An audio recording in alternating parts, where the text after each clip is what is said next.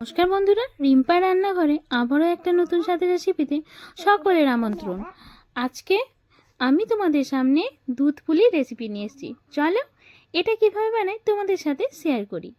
যদি রান্নাটা ভালো লাগে আর যদি নাও ভালো লাগে তাও একটা লাইক দিয়ে পুরো ভিডিওটা দেখো প্লিজ। অনুরোধ রইল সকলের কাছে, নতুন পুরনো সকল বন্ধুদের কাছে একটা লাইক দিয়ে পুরো ভিডিওটা দেখার আর একটা সুন্দর কমেন্ট করার। তারপরে দেখো নারকেলটা আমি এখানে দুটো নারকেল আছে, নারকেলগুলোকে আমি কুড়িয়ে নিয়েছিলাম। তারপরে কোরানো নারকেলটাকে আমি এই যে 5 মিনিট মতো কড়ার মধ্যে নেড়ে নিয়ে এই পাটালি গুড়টা দিয়ে নিলাম। তোমরা চাইলে এখানে লিকুইড গুড় ব্যবহার করতে পারো, আমি এখানে পাটালি গুড়ের ব্যবহার করেছি। তারপরে এখানে 1 কাপ মতো দুধ আমি এর মধ্যে দিয়ে দিলাম। তারপরে খুব নেড়ে চেড়ে নেব, যতক্ষণ না কালারটা চেঞ্জ হয়ে যায় তার অপেক্ষা করব। বেশ কিছুক্ষণ নেড়ে চেড়ে নেওয়ার পর কালার দেখবে চেঞ্জ হয়ে এসছে, কড়াতে যখন দেখবে লেগে লেগে এসছে আর কালারটা খুব সুন্দরভাবে চেঞ্জ হয়ে গেছে, তখনই জানবে নারকেলের পুরটা রেডি। চলো এবার জল গরম করে নিই। জলটা আমি গরম করে নিয়েছি। গরম জলটাকে আমি এই যে চালের গুঁড়ির মধ্যে অল্প অল্প করে দিয়ে ডোটা বানিয়ে নেব। তার আগে লবণ দিলাম। এখানে আমি সিদ্ধ চালের গুঁড়ি নিয়ে নিয়েছি, দিয়ে খুব সুন্দরভাবে মাখিয়ে নিয়েছি। মাখানোর পর এই যে অল্প অল্প করে জল দিয়ে কিন্তু আমি ডোটাকে বানাবো। অনেকে কড়ার মধ্যে গরম জলেই গুঁড়ি দিয়ে ডো বানিয়ে নেয়, কিন্তু আমার মনে হয় তার থেকে এই ডোটা বানানো অনেক সহজ আর খুব সুন্দরভাবে এই ডোটা কিন্তু হয়েও যায়। আর সিদ্ধ চালের গুঁড়ি আমি এই কারণে নিয়েছি, যে কোনো পিঠেই সিদ্ধ চাল দিয়ে তুমি বানাও না কেন সেই পিঠেটা খুব সুন্দর নরম হবে আর খুব কি বলবো, খেতে গিয়ে কিন্তু অসুবিধা হবে না। আর এটা আমি দোকানের গুঁড়ি কিনে নিয়েছিলাম, কিন্তু তোমরা চাইলে বাড়িতে কিন্তু সিদ্ধ চালের গুঁড়ি বানিয়ে পিঠে বানাতে পারো, তাতে কিন্তু আরও সুন্দর হয়। কারণ দোকানে যতই বলুক সিদ্ধ চালের গুঁড়ি, কিন্তু পুরটাই যে সিদ্ধ চালেরই হবে এমন কিন্তু কোনো গ্যারান্টি নেই, তাই না? তারপরে দেখো এই যে ডোটাকে আমি কাপড় দিয়ে চাপা দিয়ে রেখে দেবো।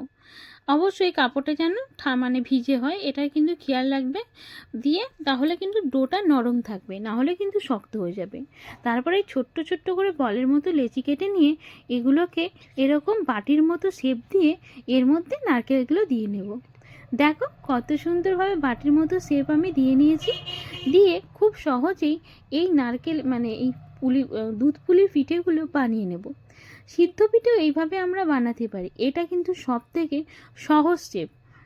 কি বলো তো, আমি যেটা পারি সেটা আমি তোমাদের সাথে শেয়ার করলাম। এই রকম কিন্তু সহজেই তোমরা বানিয়ে নিতে পারো। হ্যাঁ, অনেকে হয়তো কি বলবো আরও অন্যরকম ভিন্ন রকমভাবে দুধ পুলি এই পিঠেগুলো বানাও, কিন্তু আমি যেরকম পারি সেরকম বানালাম। কারণ নিজের হাতে সবটা করি, আমাকে হেল্প করার মতো আমার বাড়িতে সেইভাবে কেউ নেই, তাই নিজেকে যেহেতু করতে হয় পুরোটা, তাই আমি যতটা পারি সহজে সব কিছু রান্না করতে ততটা সহজে আমি সবটা বানিয়ে নিই। দেখো বেশ কয়েকটা কিন্তু পিঠে আমি বানিয়ে নিয়েছি। তারপরে ভাবলাম যে চলো একটু চুষি পিঠে বানাই। কিন্তু চুষি পিঠে বানানোর জন্য লেচিগুলো কাটার পর এই যে এইভাবে বানাতে গিয়ে আমার যা অসুবিধা হচ্ছিল, আমি এইসব দেখে ভাবলাম যে আমার আর সময় নেই বাবা বানানোর। আর এদিকে আবার ছেলেটারও শরীরটা ভালো ছিল না, হঠাৎ করে ছেলেটার জ্বর চলে এসেছিলো এই সব পিঠে বানানোর সময়তেই। তাই আমি ভাবলাম যে চলো এইসব পিঠে ছেড়ে আর এই চুষি পিঠে বানানোর দরকার নেই, কটাগুলো এইরকমভাবে বানিয়ে ছেড়ে দিলাম।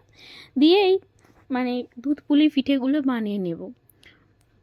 দিয়ে কারণ দেখো বাচ্চার শরীর খারাপ হলে কিন্তু কারোরই ভালো লাগে না, আর ছেলেটা কন্টিনিউয়াসলি দেখে যাচ্ছে মাম্মা মাম্মা করে, আর আমি কি করে আর পিঠে বানাই। তাই যতটা তাড়াতাড়ি সম্ভব, যতটা সহজে পেরেছি এই সব কিছু আর চুষি পিঠে না বানিয়ে এই দুধ পুলি বানাতে শুরু করে দিয়েছি। তো দেখো এইভাবে আমি সবটা বানিয়ে নিয়েছি। অবশ্য আমার শাশুড়ি মা আমার ছেলের কাছে বসে থাকলে কি হয়েছে, আমার ছেলে তো আমাকে দেখেই যাবে, আর সেই জন্য আমি আর কি করব, কিছু করার নেই। তাই আমি যত তাড়াতাড়ি সম্ভব খুব সহজ একটা শেপ দিয়ে পিঠেগুলোকে বানিয়ে নিয়েছি। পিঠেগুলো বানাতে আমার অনেকটা সময় লেগেছিল, কারণ এক হাতে বানাচ্ছিলাম তো, তার জন্য। দেখো এটা কিন্তু আমি এভাবে হাতের সাহায্যে করে নিলাম, তাতেও কিন্তু দেখো পিঠেটা এত সুন্দরই হয়েছে, এত সুন্দর ডোটা মাখা হয়েছে যে এটা ফেটে কিন্তু বেরিয়েও আসছে না। ব্যাস সব পিঠেগুলো চলো বানিয়ে নেব। এই যে বানানো হয়ে গেছে, এবার চলো কড়াতে দুধ গরম করে নিই। দুধটা না আমি আগে থেকে একটু জাল করে রেখেছিলাম, তারপরে দুধটা দিয়ে নিলাম। এখানে আমার 1 লিটার দুধ আছে। 1 লিটার দুধ দিয়ে এই চুষি পিঠে বলছি, দুধ পুলিটা কিন্তু খুব সুন্দর হয়েছিল। বেশ কিছুক্ষণ ধরে দুধটাকে আমি ফুটিয়ে নেব।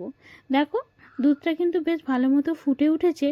এই সময় আমি পিঠেগুলোকে একে একে দিয়ে নেব। দুধটা যেহেতু আগে আমার একবার ফোটানো ছিল, তাই দুধটাকে আমি আর বেশিক্ষণ ফোটাইনি। ব্যাস তারপরে এই যে আমি কিন্তু পিঠেগুলোকে দিয়ে নিলাম। দেখো পিঠেগুলো তো সিদ্ধ হতেও অনেকটা টাইম লাগবে, তার জন্য দুধটাকে বেশিক্ষণ ফোটানোর প্রয়োজন নেই। বেশ 2-3 বার উথলে এলেই দুধ কিন্তু রেডি হয়ে যাবে।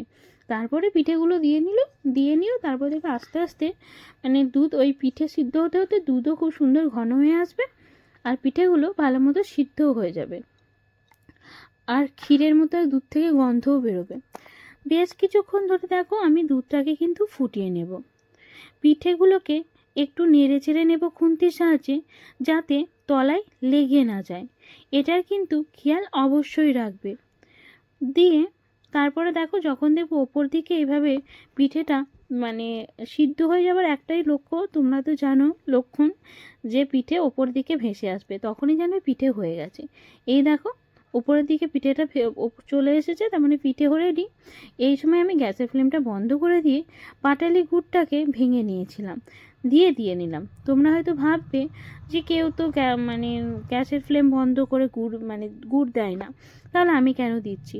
দেখো পায়েসের ক্ষেত্রেও যেমন দুধ কেটে যায়, দুধ কিন্তু কেটে যায় গুড় দিলে, তেমন কিন্তু এটাও মানে আমার মনে হয় আমি সবসময় গ্যাসের ফ্লেম বন্ধ করেই গুড়টা দিই। ব্যাস গ্যাসের ফ্লেম বন্ধ করে গুড়টা দিয়ে নেওয়ার পর আমি নেড়ে চেড়ে মিশিয়ে নেব, তারপরে গ্যাসের ফ্লেমটা অন করে দেবো।